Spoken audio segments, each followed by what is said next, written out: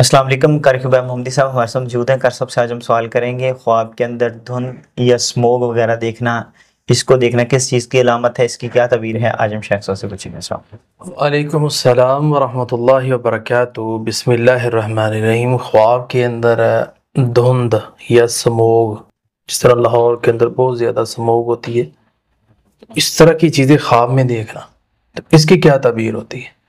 اس کی تعبیر یہ اس چیز کی علامت ہے کہ یہ بندہ ذہنی الجھن کے اندر ہے، اس کو ذہن اس کا صحیح نہیں ہے، الجھن میں ہے کسی معاملے میں، ریل لائف میں ڈسٹرب ہے یہ شخص، تو ایسا خواب اس کو اب آ رہا ہے۔ اسی طرح خواب کے اندر انسان دھند سموگ دیکھتا ہے تو یہ غیر یقینی صورتحال اس کے سامنے ہے، اور اسی طرح کسی چھپی ہوئی حقیقت سے یہ بندہ گزر رہا ہے، اور اسی طرح یہ خواب فیصلہ سازی میں مشکل ہے کہ بندہ جو ہے وہ اپنا صحیح فیصلہ نہیں کر پا رہا، اس شخص کو ایسا خواب ہے۔ اسی طرح روحانی اندھیرا یا خطرے میں خبردار کرنے کی طرف بھی یہ اشارہ ہو سکتا ہے۔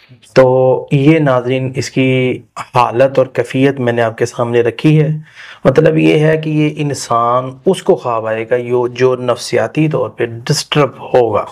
اس کی تعبیر کیا ہے؟ وہی ہے کہ جو اس کے سامنے چل رہا ہے، وہی اس کی تعبیر۔ وہ کیا ہے کہ فیصلے کے اندر مشکل ہے، اللہ کا وہ نام پڑھے الحکم، کثرت کے ساتھ اس کو پڑھے، اللہ اس کو فیصلہ سازی کی توفیق دے دے۔